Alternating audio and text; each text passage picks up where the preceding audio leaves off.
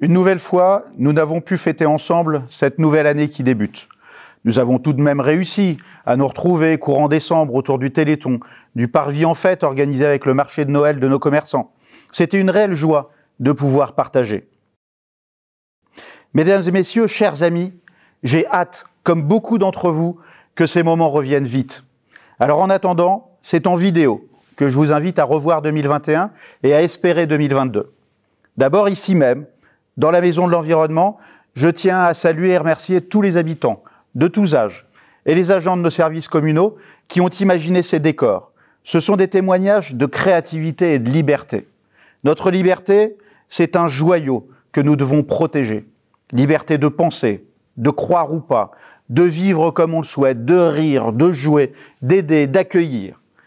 Nous devons aussi nous attacher à faire progresser cette liberté, sans cesser d'espérer partout, car la liberté reste encore trop souvent un combat à gagner. J'aurais tellement voulu vous présenter toutes ces personnes formidables qui ont œuvré pour cette fête qui aurait dû se dérouler ici même le 9 janvier. J'aurais aussi voulu mettre à l'honneur toutes les personnes qui, dans le contexte de pandémie, se sont mises au service des autres, bénévoles, élus municipaux, professionnels dont les commerçants ou les agents de la fonction publique, habitants ou non de notre commune.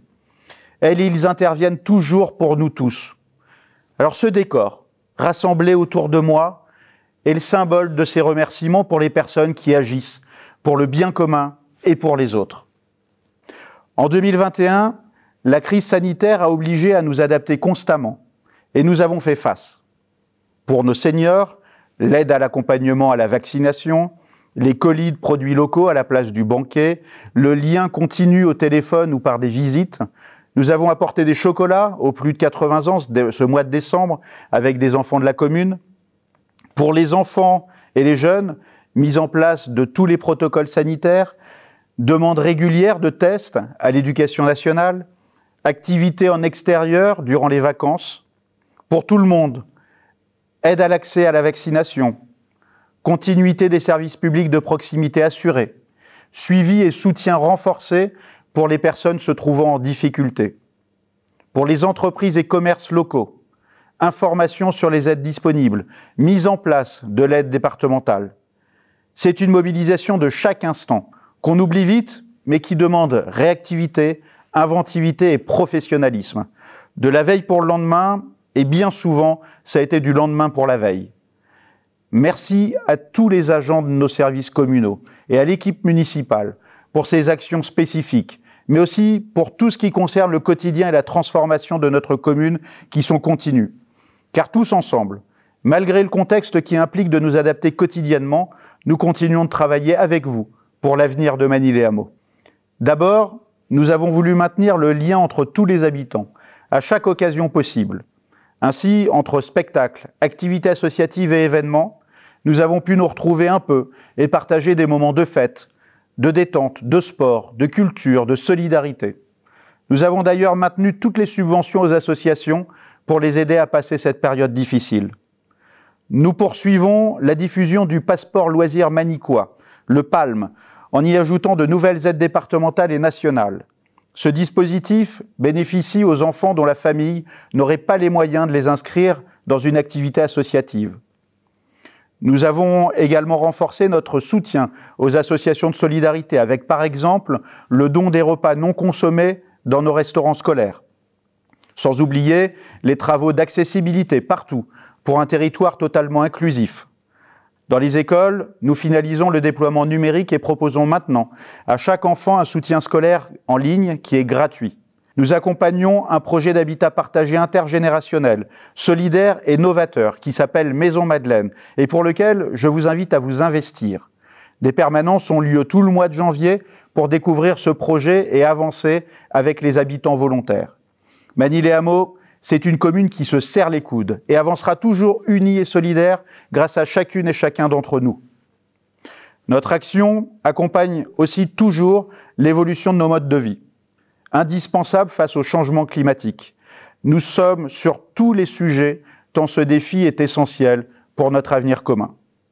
Dans les écoles, démarrage du projet Les cours passent au vert qui permettra de créer des îlots de nature, Nous continuons d'avancer vers le zéro déchet, avec les gourdes qui remplacent les milliers de bouteilles plastiques et la fin des serviettes jetables.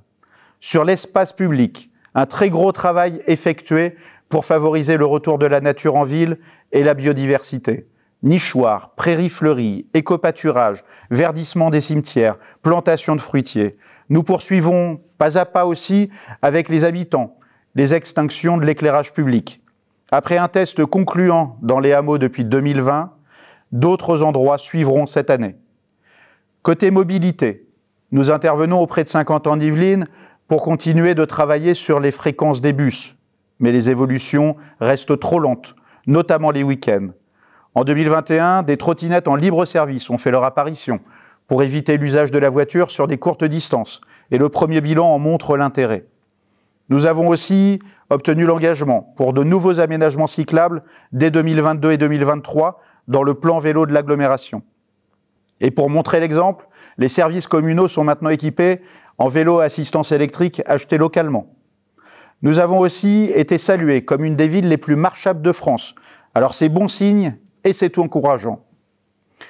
Côté bâtiment public, le local pétanque est construit en matériaux biosourcés et locaux. Nous poursuivons l'étude de nos consommations suite aux derniers travaux de rénovation énergétique. Et nous avons obtenu des financements pour nos travaux sur l'hôtel de ville et le gymnase Auguste Delaune. Cela représente près de 2 millions d'euros de soutien.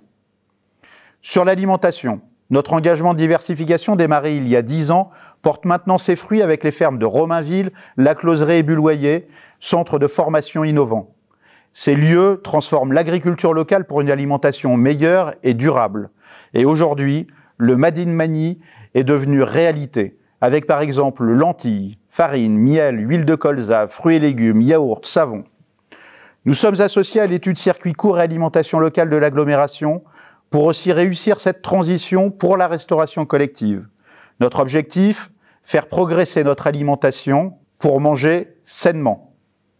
Concernant l'aménagement de notre territoire, nous intervenons sur un triple équilibre complexe. Permettre aux habitants de se loger à tous les âges de la vie, ne pas étendre la ville et favoriser le cadre de vie. C'est un véritable défi et le législateur serait bien avisé de redonner les marges de manœuvre qu'il a supprimées à nos communes. Nous cherchons actuellement, avec le parc naturel régional et 50 ans en Yvelines, des solutions pour une densification plus raisonnée, malgré des outils réglementaires qui sont devenus peau de chagrin. Puisque je parle d'aménagement, nous avons obtenu plusieurs engagements en 2021 qui vont se concrétiser ces prochaines années et il va y avoir quelques travaux. La démolition-reconstruction du collège par le département. Nous aurons donc un collège exemplaire en matière de transition écologique et de bien-être éducatif. Livraison prévue pour 2025. La construction de notre nouvelle médiathèque par l'agglomération, prévue dès 2023. Elle sera aussi exemplaire au niveau énergétique et proposera des conditions d'accueil et d'animation confortables. Les partenariats avec les autres collectivités et l'État sont essentiels et je les remercie pour leur accompagnement. Le parc naturel régional finance notamment les futurs cours d'école.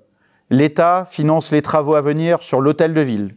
J'associe également la CAF, qui est le premier financeur de notre commune et qui intervient sur la petite enfance, l'enfance, la jeunesse, le projet social avec notre centre social et notre politique d'accompagnement de la famille. Vous l'aurez compris, il y a des combats de longue date qui se concrétisent enfin et d'autres qui n'aboutissent toujours pas, malgré quelques progrès. Notre implication complète est celle de beaucoup d'habitants. La lutte contre les déchets sauvages ou certains comportements inciviques, lignes très haute tension, nuisances aériennes, études pour un transport en commun utile et fiable. Mais la sincérité de l'action locale gagnera toujours sur tous les autres intérêts. J'en suis fermement convaincu, d'autant que nous ne lâcherons rien et resterons unis. Nous attendons également des confirmations de bonnes nouvelles en ce début d'année, sur d'autres dossiers, notamment en termes de développement économique et d'innovation. J'espère avoir l'occasion de vous en parler très vite. Nous avons développé au fil des ans des outils facilitant la participation de chaque habitant à tous les âges. Parmi les derniers en date, il y a le comité environnement qui est déjà très actif. Il y a le groupe local pour l'accueil des Jeux Olympiques et Paralympiques Paris 2024, dont nous sommes collectivité hôte avec le golf et le cyclisme, et nous appelons à une grande mobilisation communale pour cet événement incroyable. Il y a aussi le passeport du civisme, qui propose aux enfants de CM1, CM2 depuis la rentrée de connaître l'action communale et d'agir pour les autres.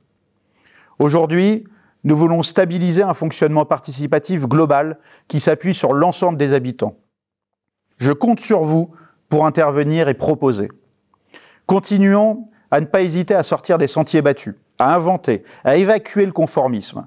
Ensemble, nous ouvrirons toujours plus facilement de nouvelles voies que nous aurions pu individuellement penser impossibles.